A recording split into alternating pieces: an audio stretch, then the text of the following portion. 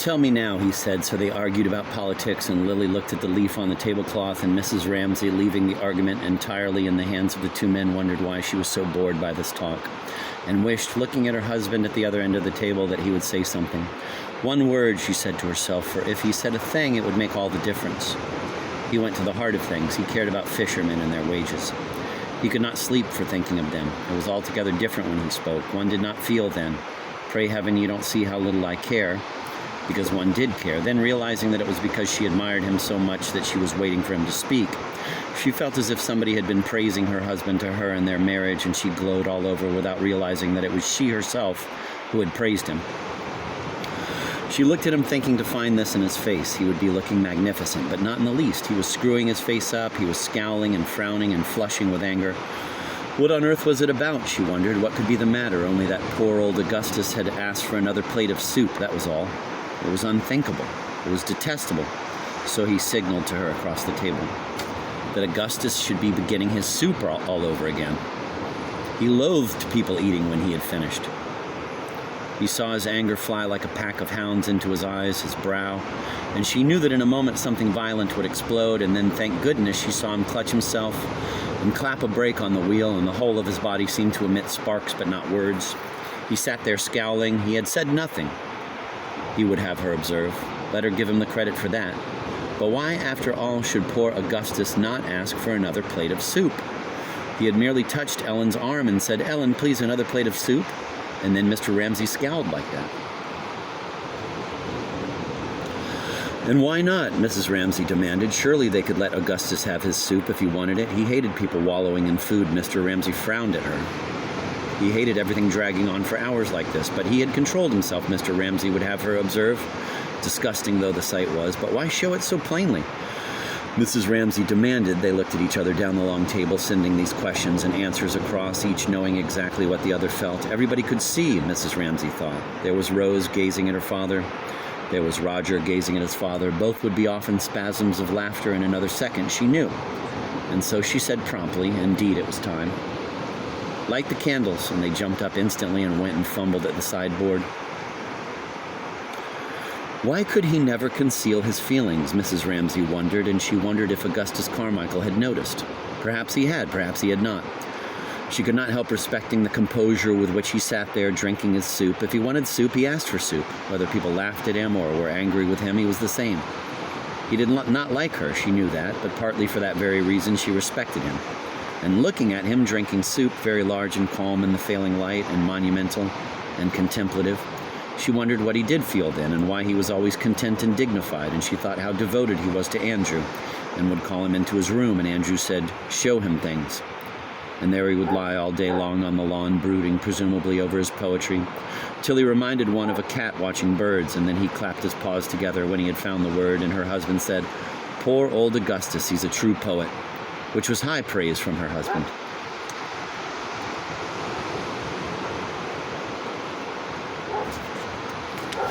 Now 8 candles were stood down the table, and after the first stoop, the flames stood upright and drew with them into visibility the long table entire, and in the middle a yellow and purple dish of fruit. What had she done with it, Mrs. Ramsay wondered, for Rose's arrangement of the grapes and pears, of the horny pink-lined shell of the bananas, made her think of a trophy fetched from the bottom of the sea, of Neptune's banquet, of the bunch that hangs with vine leaves over the shoulder of Bacchus in some picture, among the leopard skins and the torches lolloping red and gold. Thus brought up suddenly into the light, it seemed, possessed of great size and depth, was like a world in which one could take one's staff and climb hills, she thought, and go down into valleys, and to her pleasure, for it brought them into sympathy momentarily. She thought that Augustus too feasted his eyes on the same plate of fruit, plunged in, broke off a bloom there, a tassel here, and returned after feasting to his hive. That was his way of looking, different from hers, but looking together united them. Now all the candles were lit up, and the faces on both sides of the table were brought nearer by the candle light, and composed, as they had not been in the twilight, into a party round a table, for the night was now shut off by panes of glass, which, far from giving any accurate view of the outside world, rippled it so strangely that here inside the room seemed to be order and dry land. There outside, a reflection in which things wavered and vanished waterily. Some change at once went through them all, as if this had really happened, and they were all conscious of making a party together in a hollow on an island, had their common cause against that fluidity out there.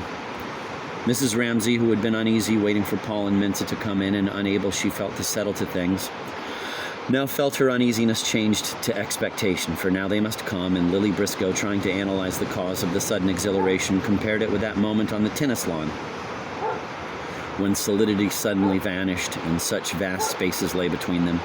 And now the same effect was got by the many candles in the sparely furnished room and the uncurtained windows and the bright mask-like look of faces seen by candlelight. Some weight was taken off them. Anything might happen, she felt. They must come now, Mrs. Ramsay thought, looking at the door, and at that instant Minta Doyle, Paul Rayleigh, and a maid carrying a great dish in her hands came in together. They were awfully late. They were horribly late, Minta said, as they found their way to different ends of the table.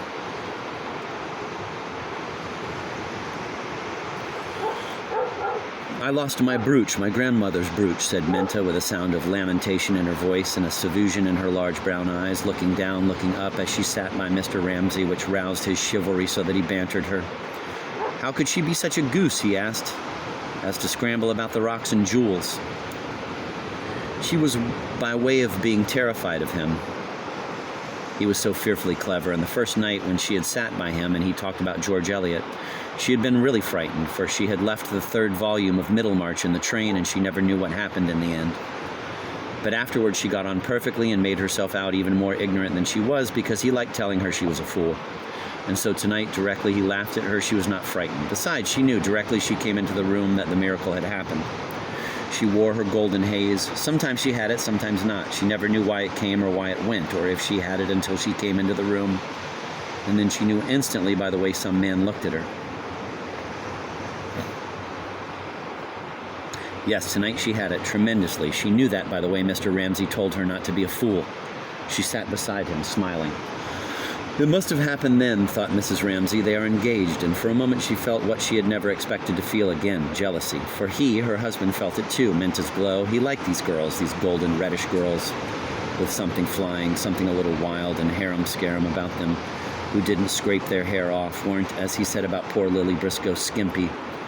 There was some quality which she herself had not, some luster, some richness which attracted him, amused him, led him to make favorites of girls like Minta. They might cut his hair from him, plait him watch chains, or interrupt him at his work. Hailing him, she heard them. Come along, Mr. Ramsay, it's our turn to beat them now. And out he came to play tennis.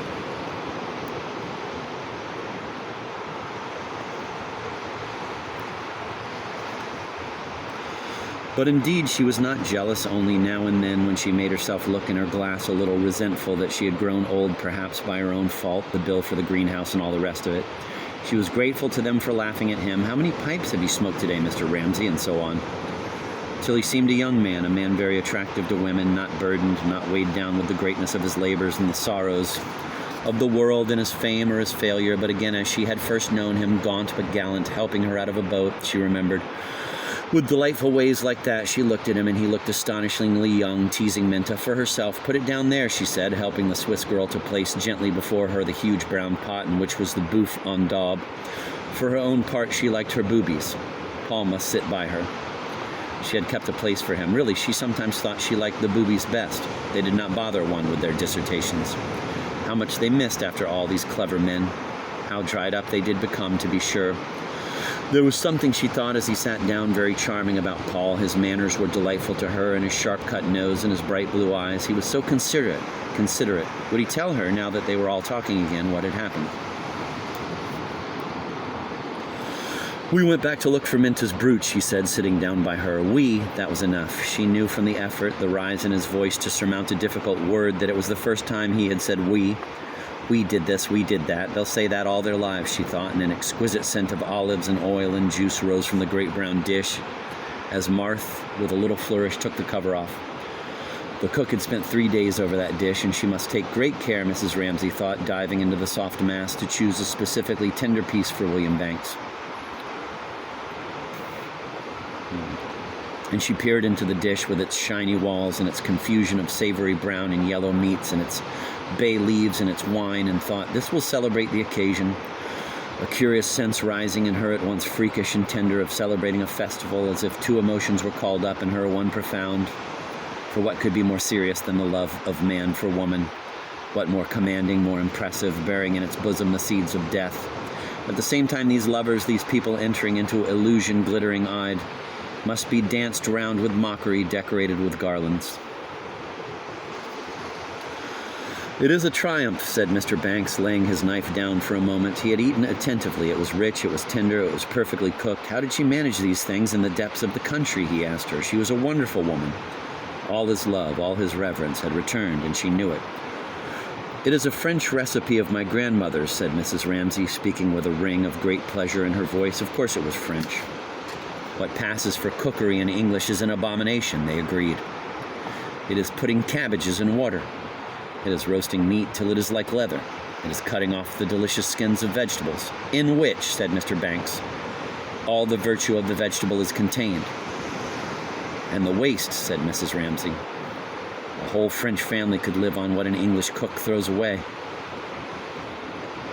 Spurred on by her sense that William's affection had come back to her, and that everything was all right again, and that her suspense was over, and that now she was free both to triumph and to mock, she laughed. She just gesticulated till Lily thought how childlike, how absurd she was, sitting up there with all her beauty opened again in her.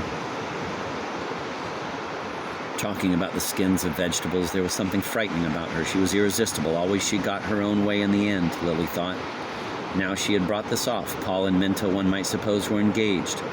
Mr. Banks was dining here. She put a spell on them all by wishing so simply, so directly, and Lily contrasted that abundance with her own poverty of spirit, and supposed that it was partly that belief, for her face was all lit up. Without looking young, she looked radiant, and this strange, this terrifying thing which made Paul Rayleigh, sitting at her side, all of a tremor, yet abstract, absorbed, silent. Mrs. Ramsay, Lily felt, as she talked about the skins of vegetables, exalted that, worshipped that, held her hands over it to warm them, to protect it, and yet, having brought it all about, somehow laughed. Led her victims, Lily felt, to the altar. It came over her too now. The emotion, the vibration of love. How inconspicuous she felt herself by Paul's side. He glowing, burning, she aloof, satirical. He bound for adventure, she moored to the shore.